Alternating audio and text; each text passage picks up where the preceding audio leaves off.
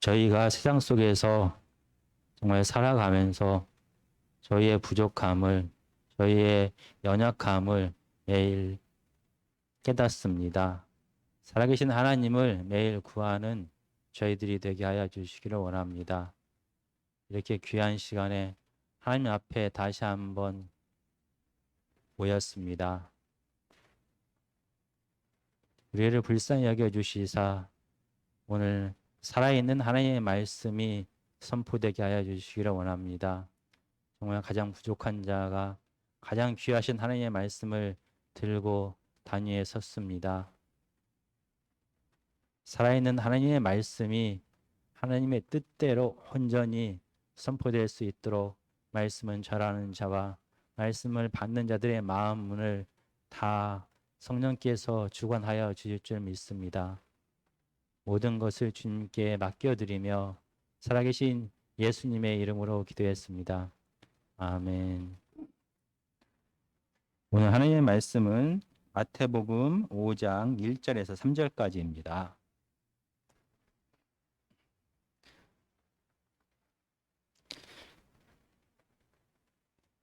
성도님들은 혹시 SG 워너비라는 그런 가수를 알고 계십니까? 이 SG 워너비라는 가수는 2004년도에 데뷔를 한 3인조 남성 보컬 그룹입니다. 그런데 최근에 개그맨 유재석 씨가 진행하는 놀면 뭐하니를 통하여 다시 한번 주목을 받고 있습니다. 혹시 SG 워너비의 뜻이 무엇인지 알고 계십니까? 여기서 SG는 사이먼 앤 가펑클이라는 미국 가수의 이름을 줄인 겁니다. SG, 사이먼 앤 가펑클. 그리고 워너비라는 말은 되고 싶은 사람, 되고 싶은 상태를 워너비라고 말합니다. 그래서 SG 워너비는 사이먼 앤 가펑클과 같은 그렇게 유명한 가수가 되고 싶다라는 그런 뜻입니다. 저희는 살아가면서 이런 얘기를 종종 우리는 듣습니다. 만약에 어떤 골프 선수가 있다고 가정하면 그는 보통 이렇게 얘기합니다. 나의 워너비는 박셀이다 이렇게 얘기합니다. 어떤 축구 선수는 나의 워너비는 내가 되고 싶은 사람은 손흥민이다 이렇게 얘기합니다.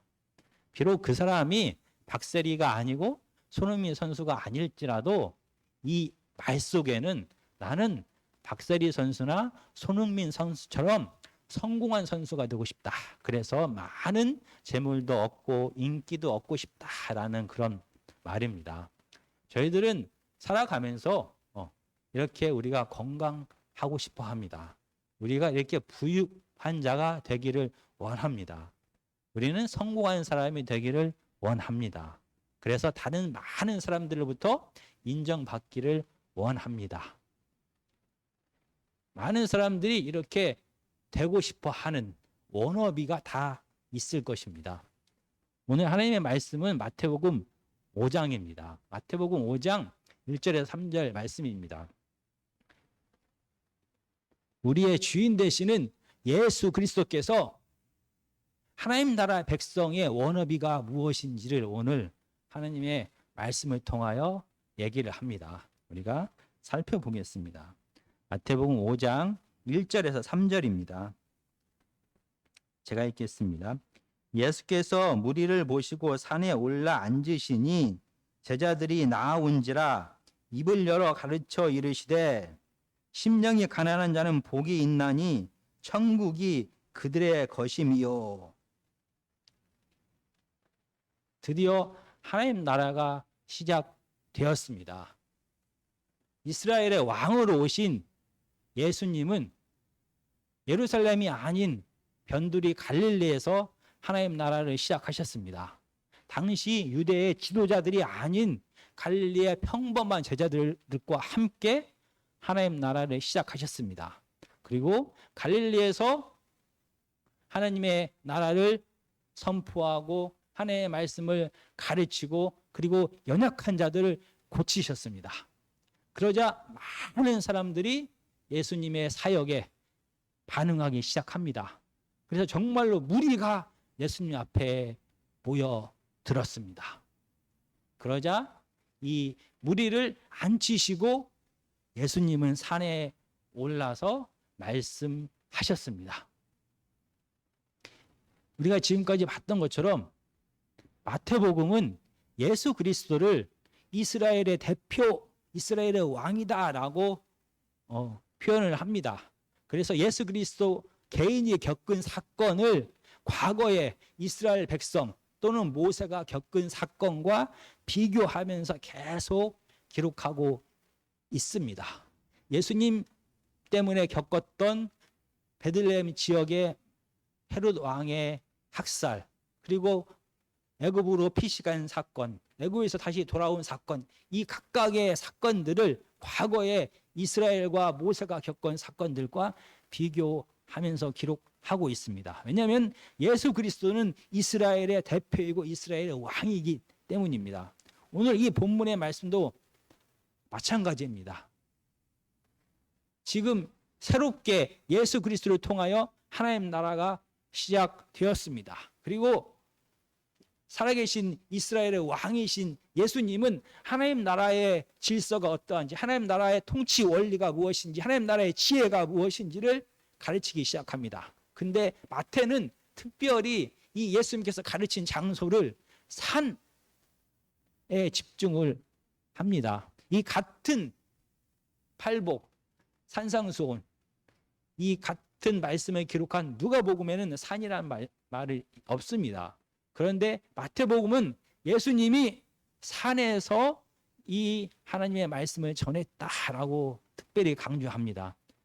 그러면서 이스라엘 백성으로 하여금 이 마태복음을 받는 독자로 하여금 시내산에서 하나님의 말씀을 받았던 모세를 생각나게 합니다. 출애굽하고 새롭게 하나님 나라가 시작되었습니다. 그리고 하나님 나라의 질서를 애굽과 다른, 바로와 다른, 세상과 다른 하나님 나라의 질서를 십계명을 통하여 하나님은 모세에게 전달했습니다.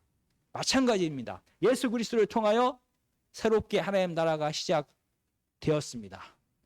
그리고 산에서 예수님은 새롭게 시작되는 하나님 나라의 질서를, 하나님 나라의 원리가 무엇인지를, 하나님 나라의 모습이 어떠한지를, 하나님 나라의 백성들은 어떻게 살아야 되는지를 가르치십니다. 왜냐하면 옛날에 출애굽 당시에 하나님 나라의 질서가, 하나님 나라의 원리가, 통치 원리가 애굽의 질서와 너무나 달랐습니다. 마찬가지로 지금 산상수훈에서 예수님은 하나님 나라의 원리를 설교하고 가르치고 있습니다. 마태복음 5장에서 7장까지는 특별히 저자인 마태가 하나님 나라에 대한 예수 그리스도의 가르침을 모아서 한꺼번에 기록하고 있습니다. 이를 우리는 보통 산상수훈 이렇게 말합니다. 산 위에서 수여한 전한 교훈이다라는 뜻입니다. 그래서 이 산상수훈에서 십계명을 잘못 해석하고 있는 바리새인들과 서기관들을 비판하시면서 진짜 하나님 나라의 모습이 어떠한지를 말씀하고 있는 것입니다. 그리고 마치 시내산에서 십계명을 먼저 말씀하시고 그 다음에 십계명이 구체적으로 삶 속에서 어떻게 적용되는지를 구체적인 삶의 모습을 통하여 각각의 법률로 말씀하셨던 것처럼 오늘 산상수훈에서도 먼저 십계명과 같은 팔복 8가지 복에 대하여 예수님은 말씀하십니다. 그리고 나서 이 하나님을 믿는 하나님의 백성의 모습이 어떠해야 되는지를, 원어비가 무엇인지를 먼저 말씀을 하시고 구체적인 삶을 통하여 그게 어떻게 적용되는지를 나머지 5장부터 7장까지 계속 하나님은 계속 전달하고 있습니다. 이 팔복을 통하여 말씀하시고 싶었던 것은 당시 하나님의 구약의 십계명을 해석하고 가르쳤던 바리새인들의 가르침이 틀렸다라는 것입니다. 물론 바리새인들이 생각하고 있던, 당시 유대인들이 생각하고 있던 하나님 나라가 어떠한지에 대하여 잘못되었다라는 것을 가르칩니다. 그러면서 진짜 하나님께서 구약에서부터 계획하신 하나님의 나라가 어떠해야 돼야 되는지를 이 팔복을 통하여 예수님은 말씀하고 계십니다. 그렇다라고 하면은 하나님께서 예수 그리스도를 통하여 해석하시는, 드러내고자 했던 하나님 나라의 모습이 무엇인지를 오늘 저희가 살펴보기를 원합니다. 그 중에서 첫 번째 복, 팔복 중에서 첫 번째 복을 오늘 보겠습니다. 첫 번째 복은 마태복음 5장 3절입니다. 다시 한번 제가 읽겠습니다.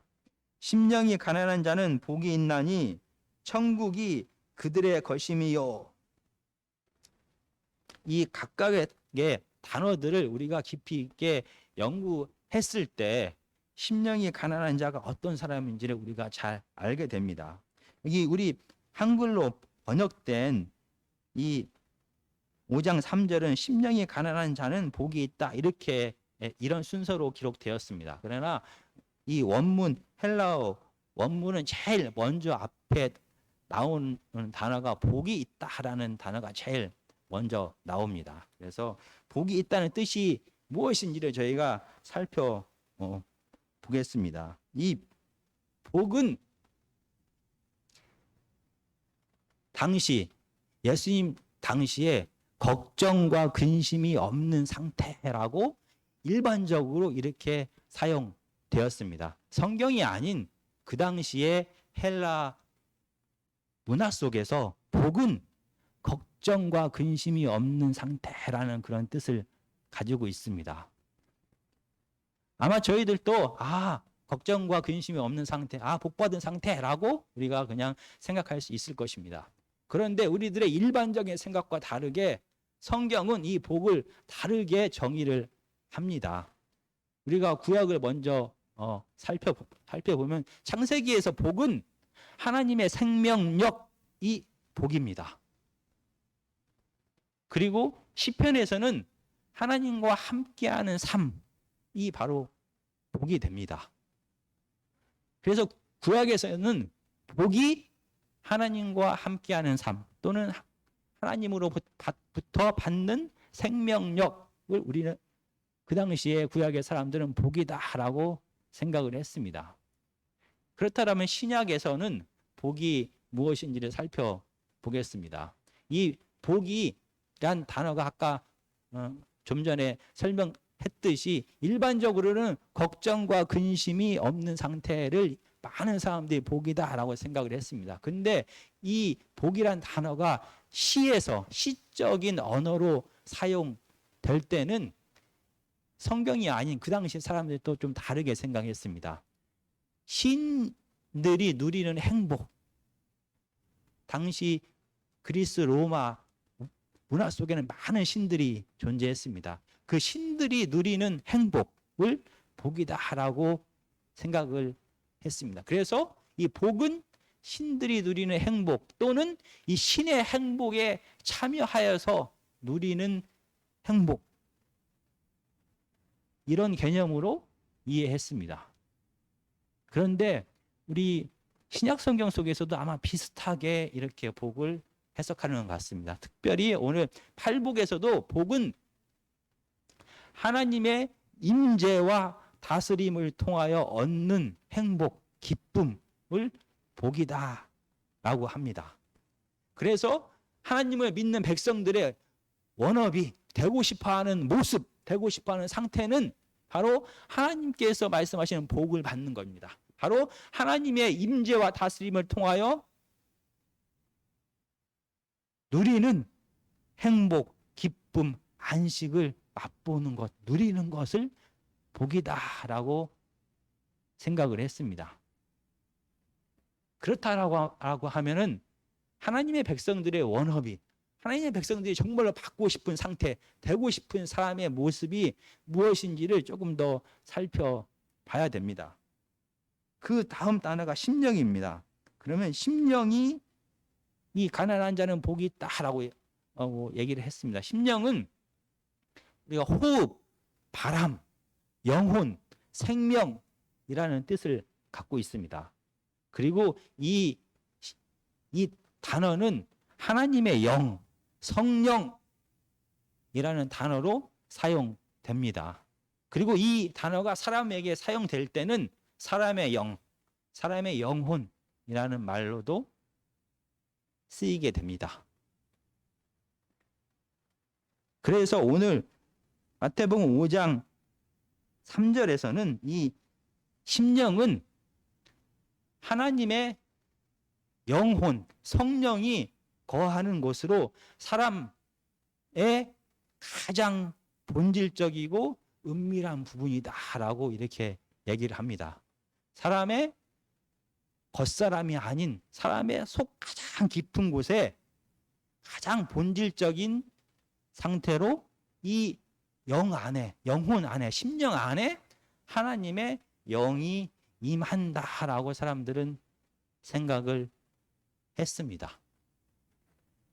그렇다라고 하면은 이 심령이 가난한 자는 어떤 사람일까라는 것을 다시 고민을 해 봅니다. 우리 안에 하나님의 영이 거하는 가장 본질적이고 근본적인 그 곳이 가난하다는 말이 무슨 뜻일까? 그러려면 가난하다는 말의 뜻이 무엇인지를 알아야 됩니다. 우리는 보통 가난하다라고 하면 소유가 적어서 좀 불편하다는 것도 가난하다라고 이렇게 얘기를 합니다. 그러나 이 성경에서 지금 마태복음 5장 3절에서 사용하는 가난하다는 조금 그 의미가 다릅니다. 그냥 부족한 것이 아니라 절대 빈곤, 아예 없는 상태를 말합니다. 그래서 이 단어가 누가복음 16장에서 사용되었는데 거지 나사로 얘기를 할 때 바로 이 거지가 바로 가난하다라는 말입니다. 이 가난하다는 말은 스스로의 힘과 능력으로 살아갈 수 없는 상태. 그래서 반드시 외부로부터 공급받아야만 살아갈 수 있는 상태. 절대 빈곤의 상태. 그래서 외부에 있는 누군가를 반드시 의지하면서 살 수밖에 없는 절대 의존의 상태를 가난하다라고 성경은 표현을 합니다. 그렇다라고 하면 심령이 가난하다는 뜻은 무엇입니까? 심령이 가난하다는 것은 우리의 영, 가장 깊은 곳, 하나님의 영이 거해야 되는 그 깊은 곳이 비어있다, 아무것도 없다라는 것입니다. 하나님의 부재의 상태를, 하나님이 없는 상태, 영혼이 완전히 결핍된 상태. 그래서 다른 어떤 것으로도 그 부분을 결핍을 채울 수가 없는 상태. 그래서 하나님의 임재를 구할 수밖에 없는 상태를 심령이 가난한 상태다라고 성경은 표현을 합니다. 그렇다라고 하면 왜 우리 안에 하나님이 없구나, 하나님이 내 안에 없구나라는 이 상태를 깨닫는 것. 그래서 스스로의 힘과 능력으로 아무리 다른 어떤 것으로도 이 영혼의 깊은 가람을, 결핍을 채울 수가 없다라는 것을 깨닫는 상태가 바로 심령이 가난한 상태다라고 얘기를 합니다. 그러면 왜 이렇게 심령이 가난한 상태가 되는 것이 예수님은 하나님의 백성들이 되어야 될 모습, 워너비의 모습이다라고 얘기를 하고 있을까요? 왜 내 영혼에 하나님이 없다라는 것을 절실히 느껴서 내가 스스로의 힘과 능력과 무엇으로도 스스로 살아갈 수가 없어서 하나님의 존재를, 하나님의 부재를 간절히 느끼면서 하나님을 찾을 수밖에 없는, 하나님의 을 구할 수밖에 없는 상태인 게 왜 이스라엘 백성, 하나님의 백성들의 가장 바람직한 모습일까에 대해서 고민을 해 봅니다. 5장 3절은 그 뒤에 이렇게 얘기합니다. 심령이 가난한 자는 복이 있나니 천국이 그들의 것이며, 지금 심령이 가난한 자는 복이 있나니 하고 천국이 그들의 것이며, 이 사이에 헬라어 단어 하나를 이 한글 번역할 때는 해석을 하지 않은 게 있습니다. 그게 왜냐하면이라는 그런 단어입니다. 심령이 가난한 자는 복이 있습니다. 왜냐하면 천국이 그들의 것이기 때문입니다. 라는 겁니다. 심령이 가난한 자는 복이 있습니다. 왜냐하면 천국이 그들의 것이기 때문입니다. 우리는 지금까지 계속 마태복음을 통하여 하나님의 나라, 나라는 하나님의 임재와 통치를, 하나님의 임재와 다스림을 하나님의 나라다라고 배웠습니다. 우리의 영혼에 하나님이 계시지 않구나라는 것을 절실히 느끼게 됩니다. 그래서 어떻게 합니까? 하나님의 임재를, 하나님의 다스림을 간절히 원하게 됩니다. 그러게 되면 살아계신 하나님께서 이렇게 간절히 하나님을 찾고 두드리면서 하나님만을 구하고, 하나님 없으면 절대 안 됩니다 라고 하나님만을 의지하는 이 심령 위에, 이 사람 위에 하나님이 임재하셔서 그들을 다스린다라고 성경은 말합니다. 마치 갓난 어린 아이와 같은 상태가 바로 심령이 가난한 자의 마음의 상태입니다. 마치 거지와 같은 마음의 상태가 심령이 가난한 자의 마음의 상태입니다. 갓난 아이는 스스로의 힘과 노력과 지혜와 스스로가 가지고 있는 것으로 생존할 수가 없습니다. 진짜 거지는 자기가 아무것도 없어서 혼자 힘으로 살아갈 수가 없습니다. 그래서 외부의 힘을, 생명의 공급을 받아야만 살아갑니다. 마치 갓난 아이와 거지처럼 심령이 강한 자는 스스로의 힘과 노력과 지혜로 이 광야 같은 죽음의 세상을 살아갈 수 없음을 절감합니다. 그래서 하나님을 찾고 의지하고 또 구합니다. 이런 자에게 하나님은 임하신다라고 오늘 말씀을 통해서 예수님은 말합니다. 그리고 이러한 자의 태도, 마음의 상태가 하나님의 백성들의 워너비의 모습이다, 되고 싶어하는 모습이다 라고 이렇게 강조합니다. 만약 모든 사람들이, 이스라엘 백성들이 내 안에 하나님이 없구나라는 것을 느끼고 자기 스스로의 힘과 능력으로 이 광야 같은 이 죽음과 어둠의 세상을 살아갈 수 없다는 것을 스스로가 깨달았다라고 하면 그들은 분명히 하나님을 찾고 또 찾았을 것입니다. 그런데 마태복음은 하나님을 찾지 않는 자들에 대하여 처음부터 계속해서 기록합니다. 스스로의 영혼에 하나님이 없음에도 불구하고 하나님의 임재를, 하나님 나라가 임하는 것을 찾지 않는 자들에 대하여 기록합니다. 스스로 거부하였을 수도 있습니다.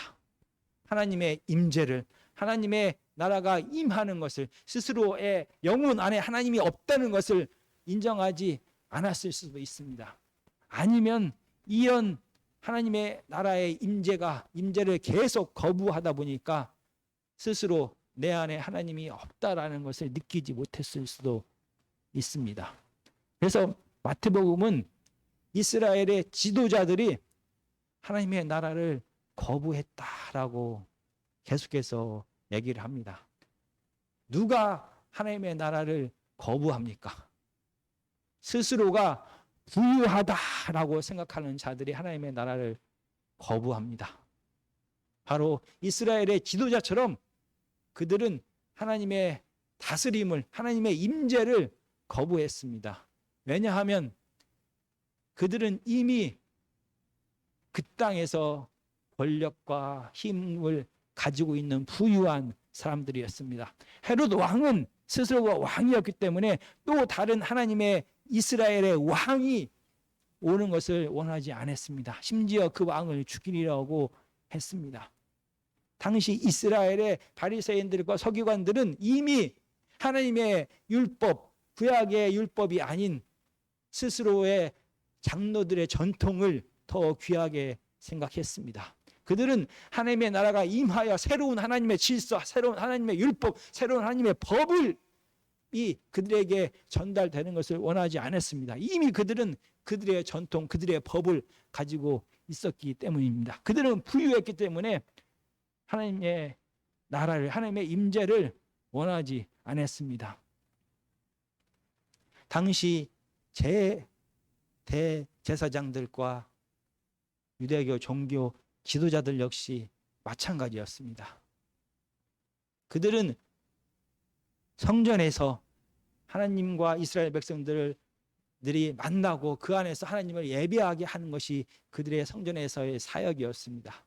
그러나 그들은 성전을 그들의 경제적인 이익을 얻는 곳으로 만들어 버렸습니다. 오직 하나님 앞에 예배를 드리러 올 때 그들이 인정하는 동물만 하나님 앞에 제사를 드리게 했습니다. 그들이 인정하는 동전으로만 하나님 앞에 세금을 드리게 했습니다. 그래서 그들은 경제적인 이득을 맛보게 되었습니다. 이미 그들은 부유했습니다. 새로운 하나님 나라가 임하는 것을 반대했습니다. 이렇게 부유한 자들이 하나님의 임재를 거부했습니다.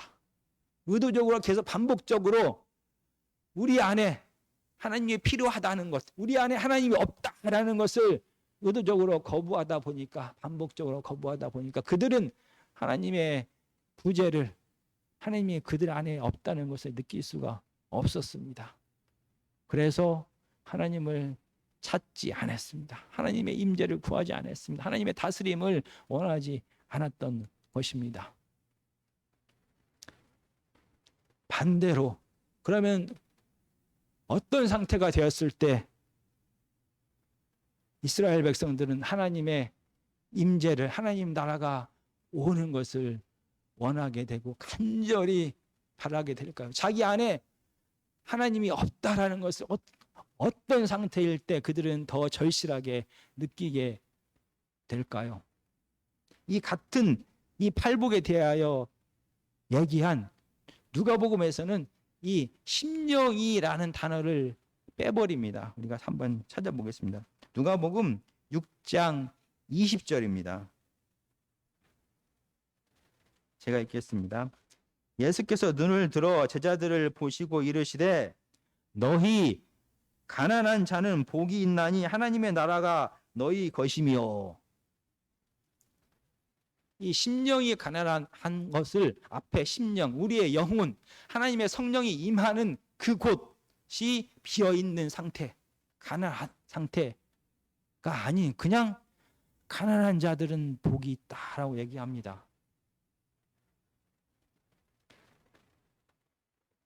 우리가 방금 전에 부유한 자들, 우리의 심령은 반드시, 우리의 영혼은 반드시 하나님의 영이 임했을 때만 채워집니다.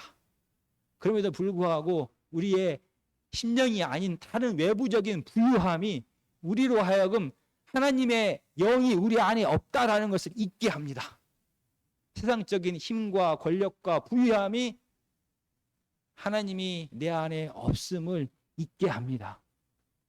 마찬가지로 우리가 육체적으로 병들고 육체적으로 가난하고 우리가 사회적으로 무시를 받고 이런 부유하지 않은 상태, 정말로 가난한 고통 가운데 있을 때 사람들은 하나님을 찾게 됩니다. 물론 성경은 이렇게 얘기합니다. 그리고 많은 사람들은 사람의 몸이, 어떤 사람은 겉사람과 속사람, 영과 육체 이렇게 분리되어 있다, 두 가지로 나누어 있다라고 얘기합니다. 어떤 사람은 세 가지다라고 얘기합니다. 영과 생과 혼과 육, 이렇게 세 가지로 나누어 있다라고 얘기합니다. 그러나 이론적으로는 두 가지든지 세 가지든지 이렇게 나누어져 있을지라도 우리 한 사람을 얘기할 때 우리는 무엇이 영이고 무엇이 혼이고 무엇이 육이고 완전하게 분리할 수가 없습니다. 사람은 서로 다 영과 육과 혼, 겉사람과 속사람이 다 연결되어서 유기적으로 활동을 하는 통합된 존재입니다.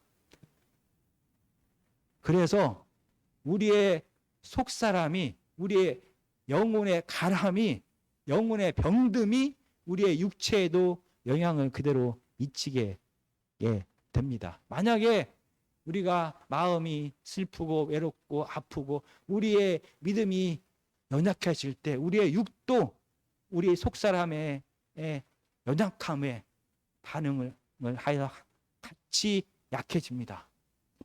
마찬가지로 우리가 믿음이 여전히 있고 우리가 아무리 우리가 아무리 생각이 올바르고 기쁜 가운데 살아가다가도 갑자기 우리의 육체가 병들어서 우리의 육체가 무너지게 될 때 이 우리의 육체의 가난함은, 육체의 연약함은 우리의 생각과 우리의 영혼에 영향을 미치게 됩니다.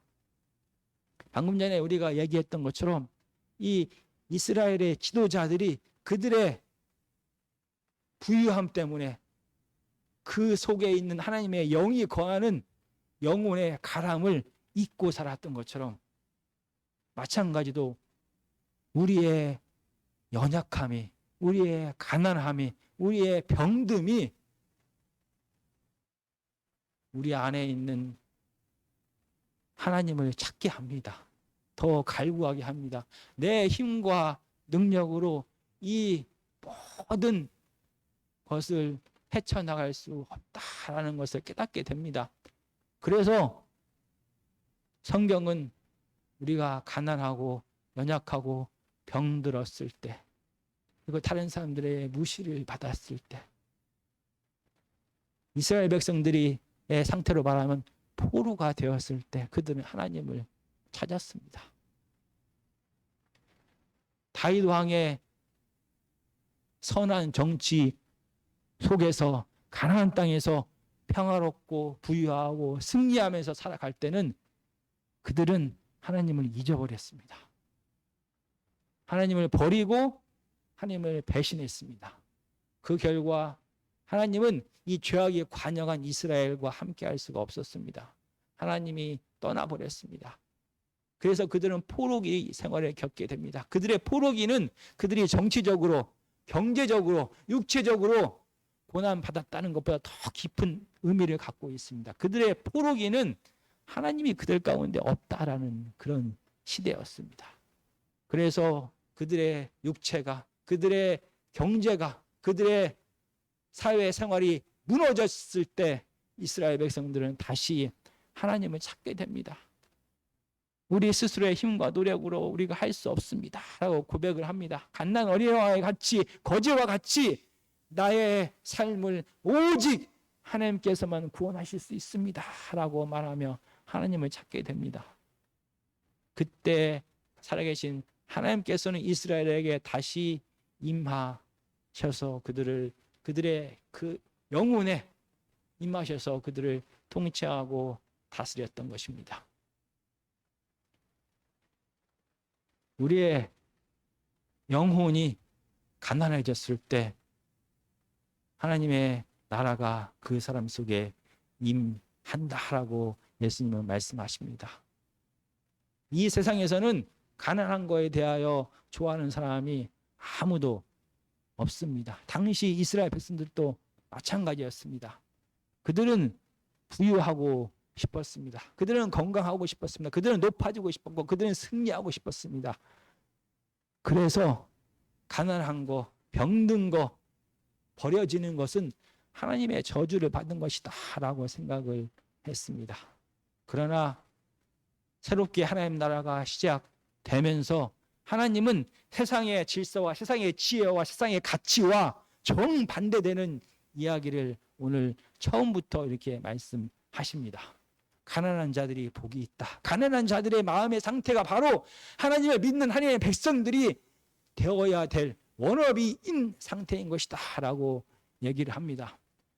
왜냐하면 심령이 가난한 자, 그들은 하나님을 찾게 됩니다.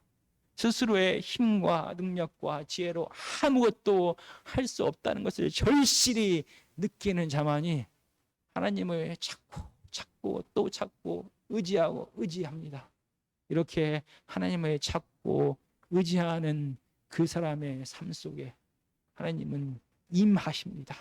그래서 그를 다스리기 시작합니다.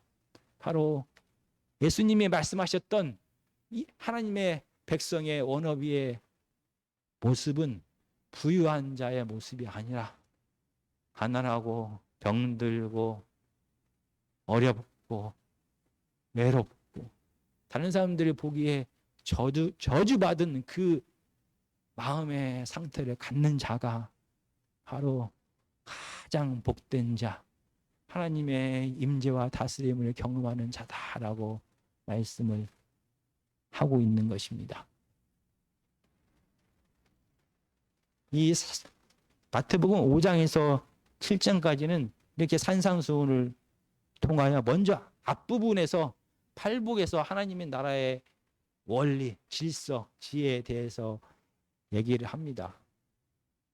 그러면서 하나님을 찾지 않게 하는 여러 가지 것들에 대하여 얘기를 합니다. 우리가 방금 전에 얘기했던 것처럼 부유함, 높아짐, 건강함, 여러 가지 것들이 우리로 하여금 하나님을 찾지 않게 합니다. 그런데 그 중에서 가장 크게 스스로의 영적인 가난함을 잊게 하는 것이 있다라고 산상수훈은 얘기합니다. 우리가 찾아보겠습니다. 마태복음 6장 24절입니다.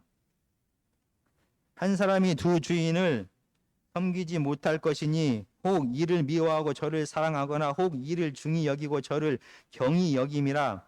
너희가 하나님과 재물을 겸하여 섬기지 못하느니라. 이 산상수훈에서 예수 그리스도를 쫓아가는 사람들이 가장 경계해야 될 적, 하나님을 찾지 못하게 하는 적, 하나님 없이도 살 수 있다라고 말하게 하는 적이 바로 가장 큰 적이 재물이다라고 얘기를 합니다. 정말 저희는 살아가면 살아갈수록 이 말의 뜻을 더 간절하게 옳다라고 느끼게 됩니다. 우리는 살아가면 살아갈수록 재물의 힘이 얼마나 큰지를 우리는 잘 알고 있습니다. 마치 많은 재물이 우리들이 가지고 있는 모든 문제를 다 해결할 것 같다라고 생각을 합니다. 그리고 실질적으로 삶을 살아가다 보면 이 많은 재물이 우리들 가정 속에서 나오는 여러 가지 어려움의 문제들을 실질적으로 해결하는 것을 우리는 눈으로 봅니다.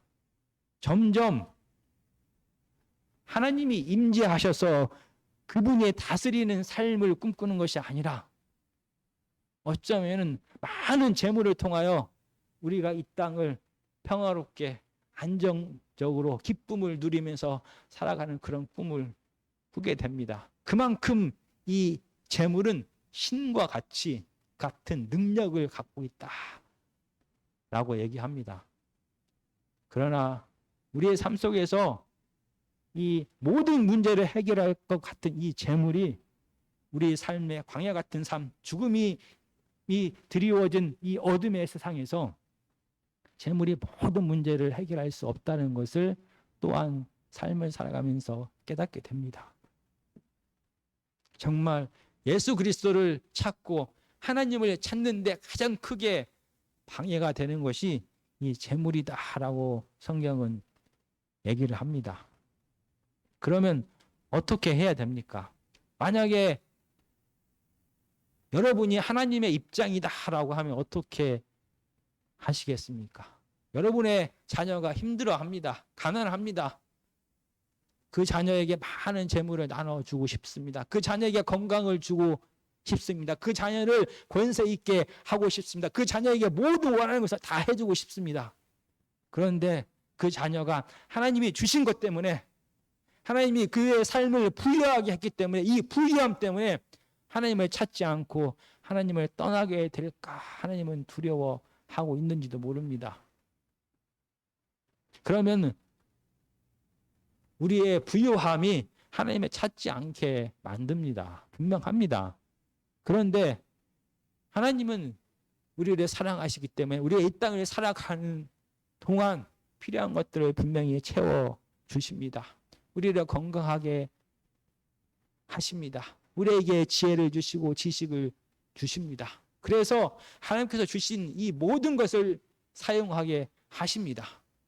그렇다라고 하면 우리가 부유한 가운데서 하나님이 우리에게 모든 것을, 우리에게 재물을, 지혜를, 건강을 주심에도 불구하고 우리의 영혼이 하나님을 찾을 수 있는 방법은 없는 것입니까?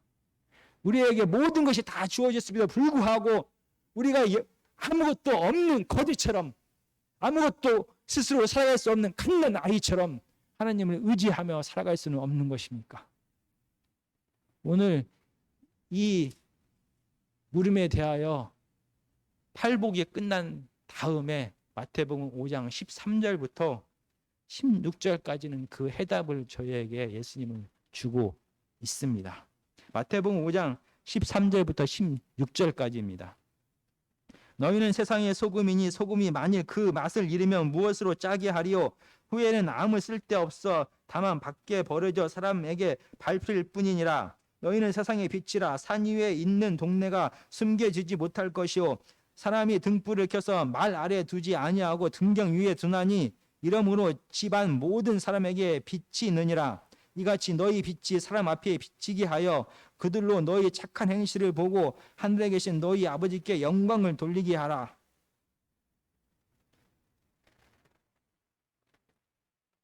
만약 하나님께서 주신 모든 것을 나 개인을 위해서, 우리 가족만을 위해서 쓴다면 우리는 부족함을 전혀 느끼지 않을지도 모릅니다.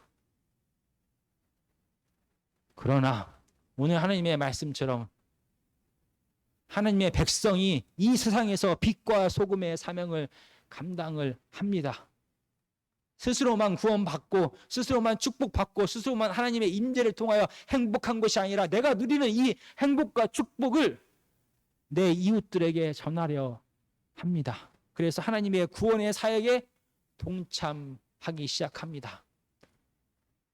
이 빛과 소금의 사명을 감당하기 하는 모든 사람은 하나님을 찾을 수밖에 없습니다. 지금까지 내가 배웠던 모든 지식이 충분하다라고 생각하는 사람은 많은 사람들 앞에서 하나님의 뜻이 무엇인지를 전해보면 압니다. 내가 갖고 있는 지식이, 내가 가지고 있는 능력이, 내가 가지고 있는 지혜가 너무나 보잘것이 없다라는 것을 깨닫게 됩니다. 하나님 앞에 구할 수밖에 없습니다. 하나님, 나는 내 힘과 능력과 내 지혜로 아무것도 할 수 없습니다. 하나님이 임하여 주셔서 나를 깨닫게 해야만 됩니다. 라고 구할 수밖에 없습니다. 아무리 많이 가졌다라고 사람들은 평가를 해도, 그의 지식이 넘친다라고 평가를 해도 하나님의 사역을 직접 하기 시작하면 그는 겸손히 갓난 아이처럼 하나님 앞에 무릎 꿇을 수밖에 없고 하나님의 임재를 구할 수밖에 없습니다. 그들이 내가 많은 것을 가졌다, 넉넉하다, 더 하나님 앞에 구해야 될 필요가 없다라고 하는 그 사람이 나 아닌, 내 가족 아닌 내 이웃을 위로하고 사랑하고 돌보고 세우기를 시작할 때 그들은 깨닫게 됩니다. 내가 가지고 있는 이 재물이 한 사람을, 한 가정을 회복시키기에도 너무나 부족하다는 것을 깨닫게 됩니다. 내가 누군가 한 사람을 위로하기 시작하면은 내 안에 사랑이 없음을, 내 안에 용기가 없음을, 내 안에 인내가 없음을, 내 안에 하나님의 마음이 없다는 것을 깨닫게 됩니다. 그래서 다른 사람을 사랑하기 시작하는 자, 다른 사람을 위하여 하나님의 사역을 나누는 자들은 무릎 꿇을 수밖에 없습니다. 내 안에 아무것도 없다는 것을 깨닫게 됩니다. 그래서 하나님 앞에 하나님의 임재를 간구하게 됩니다. 하나님 임하셔서 내게 지혜를 주십시오. 하나님 임하셔서 내게 사랑을 주십시오. 하나님 임하셔서 내게 인내를 주십시오. 하나님 임하셔서 내게 용서할 수 있는 마음을 주십시오. 하나님 임하셔서 내가 끝까지 그들을 사랑할 수 있는 마음을 주십시오. 라고 하나님의 임재를 구할 수밖에 없게 됩니다. 이렇게 하나님의 임재를 구하는 자, 스스로의 힘과 능력으로 아무것도 할 수 없다라고 고백하는 자, 이에 가난한 자들에게 하나님은 임하십니다. 그래서 그들을 충만히 채워주십니다. 가난한 자들에게 임하는 이 하나님의 통치, 하나님의 임재를 저희도 간구하는 저희들이 되었으면 좋겠습니다. 정말 우리가 원하는 것이 무엇입니까? 우리가 원하는 것이 세상 사람들이 원하는 것이 되지 않기를 원합니다. 우리가 원하는 것이 바로 하나님이어야만 됩니다. 우리가 하나님만을 구할 때 하나님이 우리 안에 임재하셔서 우리를 하나님의 뜻 가운데 사용하실 것입니다. 세상 사람들이 원하는 모든 것들은 하나님을 구할 때 하나님이 때마다 시마다 채워주실 것입니다. 저희가 하나님의 백성으로서 하나님의 뜻대로 살아가는, 그래서 하나님을 날마다 구하는 저와 여러분들이 되기를 간절히 기도드립니다.